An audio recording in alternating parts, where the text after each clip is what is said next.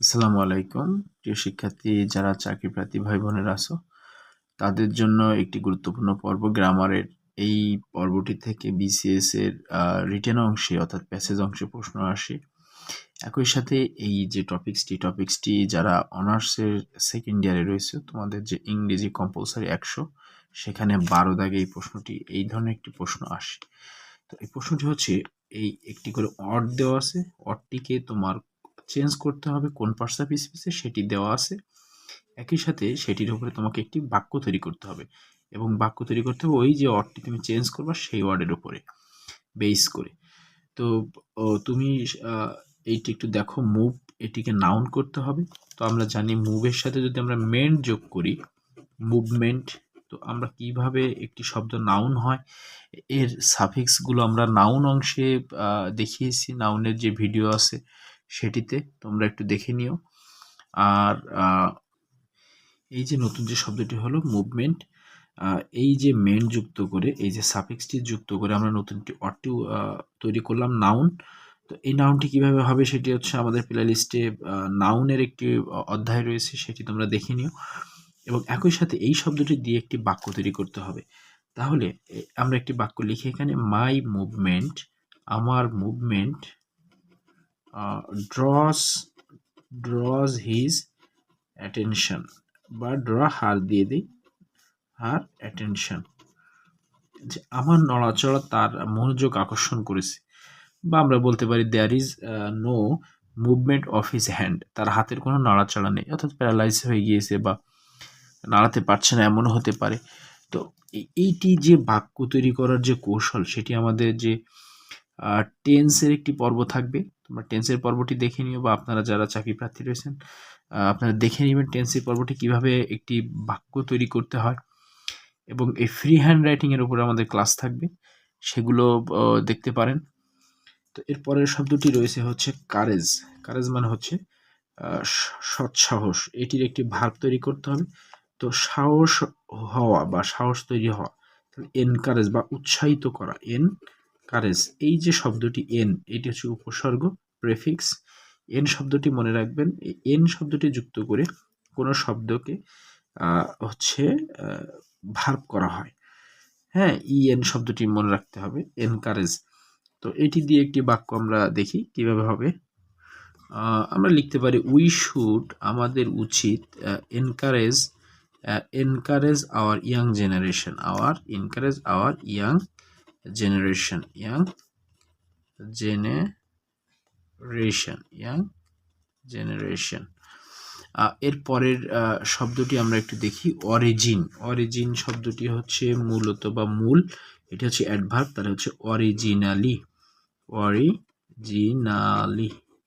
দেখি এই যে এলয় শব্দ, এই এলয় যুক্ত শব্দ হচ্ছে আমরা সাধারণত অ্যাডভার্ব বলে থাকি। এলয় যুক্ত করে যে সকল শব্দ এলয় যুক্ত করা যায় সেগুলো অ্যাডভার্ব হয়ে যাবে। আপনি একটু দিয়ে দেখবেন এই যে সাফিক্সটি আসলে ওর পেছনে বসানো যায় কিনা। অরিজিনালি, তো অরিজিনালি দিয়ে একটি শব্দ আমরা দেখি। বাক্যটি হচ্ছে, it has originally comes from come from India, আমরা বলতে পারি, বা যে কোনো একটি দেশ, এটি মূলত ইন্ডিয়া থেকে এসেছে বা উৎপত্তি হয়েছে। এরপর হচ্ছে শব্দটি হচ্ছে ভ্যারি। ভ্যারি শব্দটি নাউন লিখতে হবে, তা আমরা এটাকে ভ্যারিয়েশন লিখতে পারি, ভ্যারিয়েশন। যারা ক্রিকেট বল খেলে থাকে তা আমরা বলতে পারি there is no variation in his bowling, তার বলিংয়ে কোনো ভেরিয়েশন নেই। এরপরে শব্দটি হচ্ছে পিওর। পিওর হচ্ছে খাঁটি। তো পিওর যে খাঁটি, তাহলে এটিকে ভার করতে হবে, তাহলে পিউরিফাই, এই শব্দটি এফআই যুক্ত শব্দ হচ্ছে এই যে সাফিক্স এফআই, এটি যুক্ত হলে সেই শব্দটিকে আমরা ভার বলতে পারি। যেমন বিউটি থেকে বিউটিফাই, হ্যাঁ, এটি এইভাবে এফআই যুক্ত করে একটি ভার্ব করা হয়। তো পিউরিফাই, এই বাক্যটি লিখতে হবে এখনই। তো বাক্যটি হচ্ছে, আমরা যদি দেই purify, you make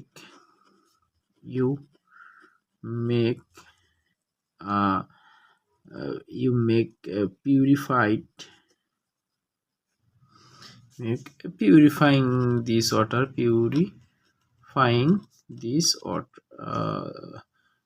that water jar বলতে পারি। এই ওয়াটার জারের এই বোতলটি তুমি পায়ে বিশুদ্ধ করেছো। এরপর হচ্ছে ওয়াশেবল। এই যে এই বল শব্দটি যুক্ত হলে এটি হচ্ছে একটি অ্যাডজেক্টিভ হয়ে যায়। This cloth is washable. তাহলে এই যে কাপড়টি আছে এই কাপড়টি ধোয়া যায়। অনেক জ্যাকেট আছে যেটি আসলে ড্রাই ওয়াশ করতে হয়, যেগুলো সাধারণত ধোয়া যায় না এরকম, কিন্তু আমরা এরকম বলতে এই কাপড়টি ধোয়া যায়। তো এই বাক্যগুলো আসলে প্রত্যেকটি বাক্য আমি সাবজেক্ট ভার্ব অবজেক্ট যোগে করার চেষ্টা করছি, যাতে তোমরা সহজে করতে পারো, বা চেষ্টা করবেন যাতে সহজ সুন্দর বাক্য লিখবেন। কঠিন কোনো বাক্য লেখার প্রয়োজন নেই। পরীক্ষার হলে যতটুকু পারবেন সহজ বাক্য লিখবেন। এরপরে হচ্ছে জয়। তো জয়ের একটি অ্যাডভার্ব লিখতে হবে। এই প্রশ্নটি একটু টাফ ছিল, তো সবগুলো প্রশ্ন আসলে লিখতে হয় না, 5টি 6টি লিখতে হয়। তো এটি হচ্ছে জয়ফুল, এটা হচ্ছে অ্যাডজেক্টিভ। তো এই অ্যাডজেক্টিভ যোগ এলয় সেটাকে হচ্ছে অ্যাডভার্ব বলে। যে আমি এখানে লিখে রেখেছি অ্যাডজেক্টিভ প্লাস এলয়, সেটাকে অ্যাডভার্ব বলে। তো জয়ফুলি থেকে একটি বাক্য আমরা দেখি। দে টেক ইট বা টুক গ্রহণ করেছিল ইট জয়ফুলি, মানে আনন্দের সাথে তারা এটা গ্রহণ করেছিল। হ্যাঁ, এরকম সহজ বাক্য সাবজেক্ট ভার্ব অবজেক্ট যোগে।